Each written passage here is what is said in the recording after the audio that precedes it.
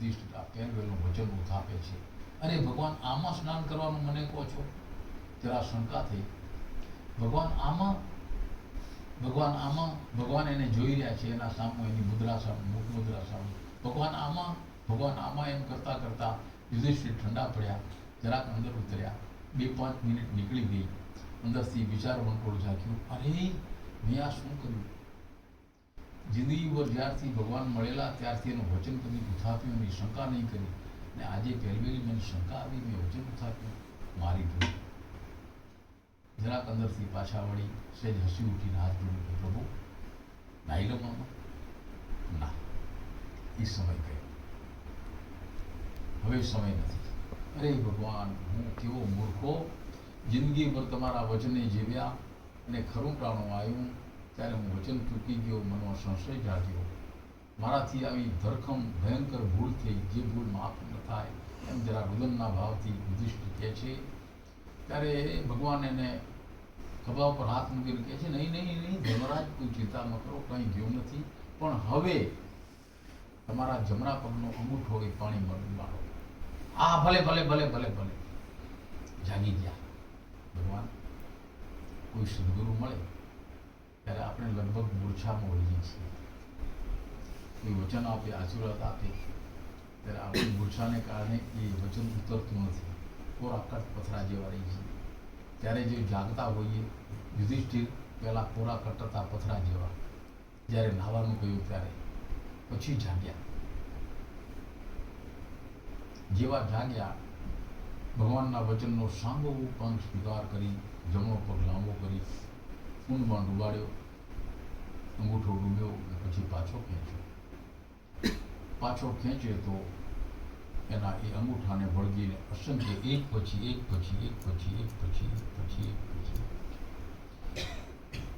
9 કરોડ દુર્ગતિએ ગયેલા જીવાત્મા સ્વર્ગે સુધાર્યા.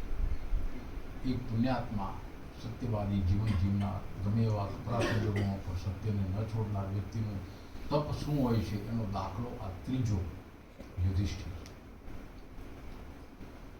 9 કરોડ જીવાત્માનું એને સદગતિએ લઈ ગયાનો પુણ્ય ભગવાને રાજા યુધિષ્ઠિરને અપાવ્યું.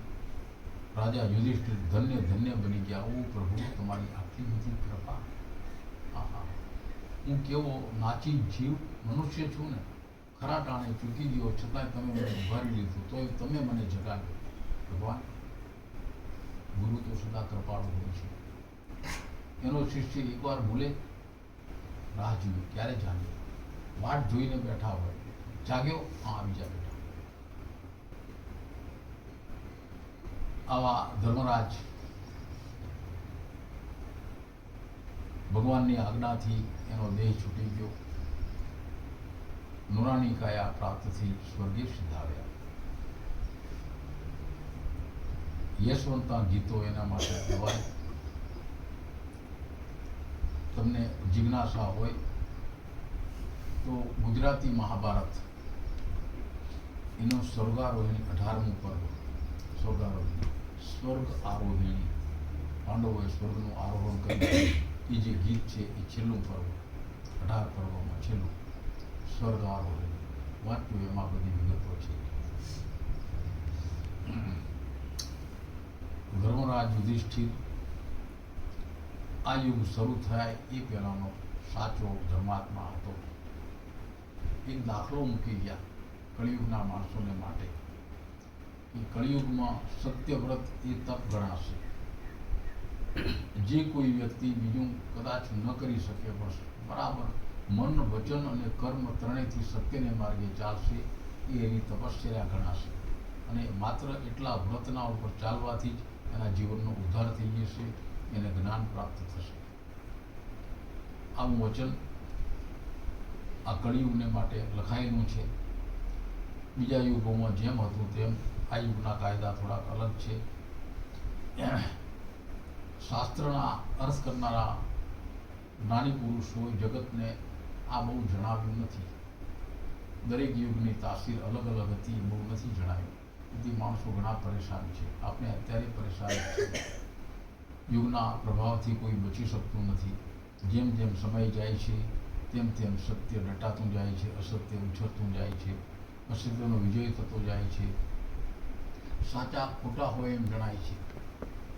આ યુગની તાસીર છે અને ખોટા સાચા હોય એમ જણાય છે. આ યુગની તાસીર છે. એની વચ્ચે સત્ય છે એને પકડી રાખનારનો કદી પરાજય થતો નથી. આજના યુગનું સૂત્ર છે, સત્ય પરેશાન થાય છે, કદી પરાજિત થતું નથી. પરેશાન થાય છે, કદી પરાજિત થતું નથી. આછું પાતળું સત્ય પકડી રખાય. જીવનના કોઈ પણ તબક્કે બધું સાથે નહીં બની શકે. કોઈ એક વાતમાં કોઈ એક વ્યક્તિ હું આટલું કરીશ, કોઈ એક જ વાત, બીજું ગમે તેમ જીવે તો પણ એના જીવનનો ઉદ્ધાર થઈ જાય. સત્યને આધારે એનું જીવન તપી ઉઠે, એના જશ કરાય. પરમાત્મા ભગવાન પરમ પ્રકૃતિ એની નોંધ લે. કોઈ એક વાત ઉપર અડીખમ માણસ, બીજું બધું ગમે તેમ હોય કળિયુગમાં, ગમે તે એક વાત, એક વ્રત ઉપર માણસ જીવે કે હું કદી ખોટું નહીં બોલું, હું કાયમ મંદિરે દર્શન કરવા જઈશ, પ્રભુના શરણે રહીશ. ગમે તે એક વાત શિક્ષાપત્રીમાં લખેલી વાતોમાંની કોઈ એક વાત જીવનમાં ઉતરી આવે, એ સાક્ષાત ધર્મ બની જાય. 100 વાતો લખી છે આપણા સદગુરુએ.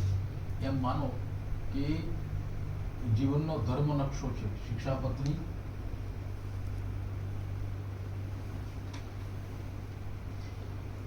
જીવનનો ધર્મ નકશો શિક્ષાપત્રી. એનું ગીત ગાવું જોઈએ.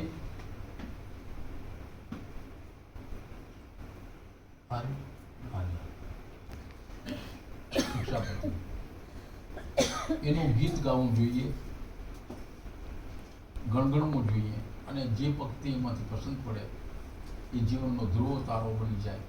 આટલું તો હું જીવનમાં પાળીશ ને પાળીશ, બીજું કદાચ ન પડાય તો જેમ એક વ્રત પાળ્યાથી, એની તપશ્ચર્યા અને સત્ય પ્રાપ્તિથી બીજા વ્રત આપોઆપ જીવનમાં ઉતરી આવે છે, લેવા જવા પડતા નથી.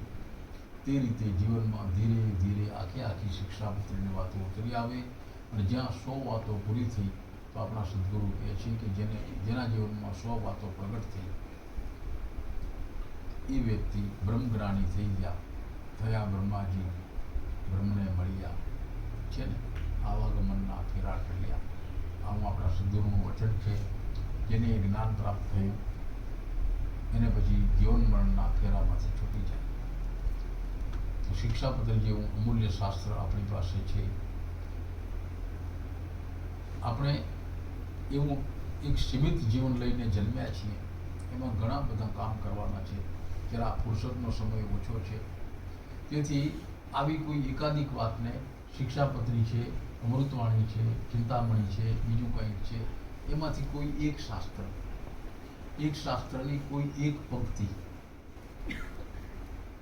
જીવનમાં ધ્રુવ તારાની જે ઉતરી આવે ને એ પ્રમાણે આપણું જીવન ચાલે. એને કદી તોડીએ નહીં તો એ એક ધ્રુવ તારો બનેલો આખા જીવનને ધર્મથી ઉજાળી દે. ધીમે ધીમે બધું ઉતરી આવે. એક બત્તી સળગે તો ખૂણે ખાંચરે પ્રકાશ ફેલાઈ જાય, અંધારું ક્યાંય રહે નહીં. એમ શિક્ષાપત્રનું એક વચન જીવનમાં ઉતરી આવે, સાંગોપાંગ એનું આચરણ થાય તો આપણું જીવન ઉજ્જવળ બની જાય. ક્યાંય પાપનો અંશ ન રહે, ક્યાંય મર્યાદા, જ્યાં પ્રમાદ, આળસ પ્રમાદનો અંશ ન રહે, એ એનું પરિણામ છે. શાબાશ પ્રભુ, સમય થાય છે.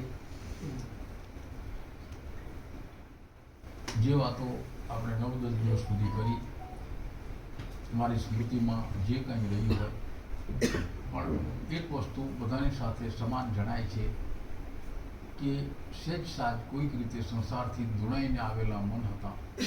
દુણાયેલા મન, મુરઝાયેલા મન, વિખરાઈ ગયેલા મન, જરાક ઉદાસ મન, જરા પીડાદાયક મન, સંસારથી બળ્યા જળ્યા મન હતા ગણાયેલા. એ આજે બધાય કોઈ એક ઉછરંગ ઉમંગમાં ડોલતા દેખાય છે. બસ આવું મન તમારી પાસે સદા રહે. જીવનના પ્રશ્નો એને ઠેકાણે છે જ. આપને પ્રશ્ન નહીં લાગે એ ભગવાનની પ્રસાદી લાગશે. એવા ભાવ સાથે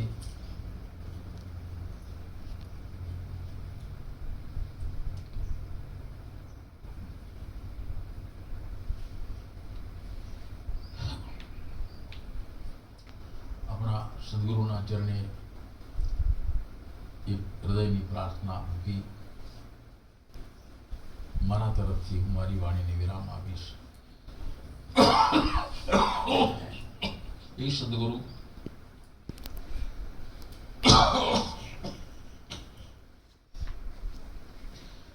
તમારા નામે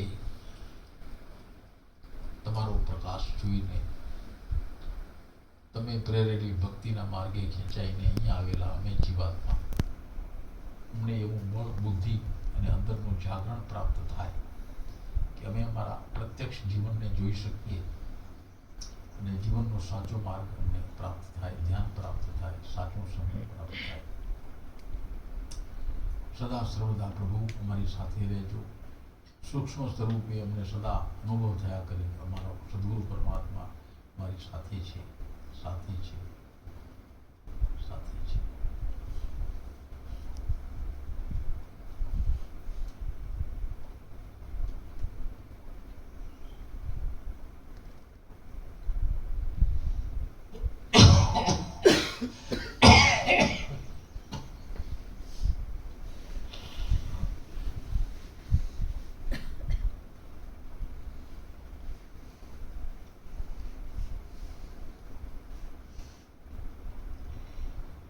કોઈ વાર મળવાનું મન થાય ફોનથી તો જરાક પહેલાં જેવું કોમ્પ્યુટર નથી રહ્યું હવે.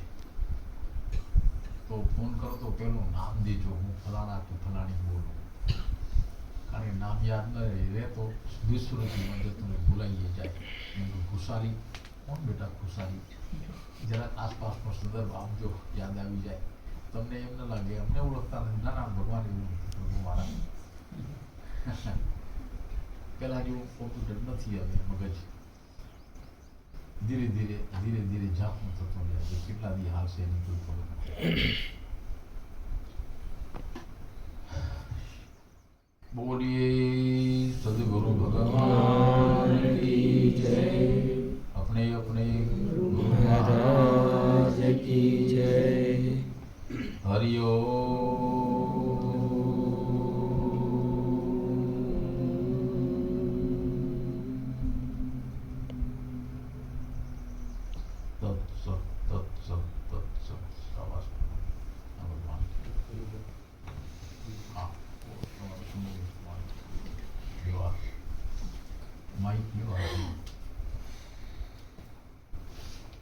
અનુભવ શિબિરમાં જે થયો હોય આવો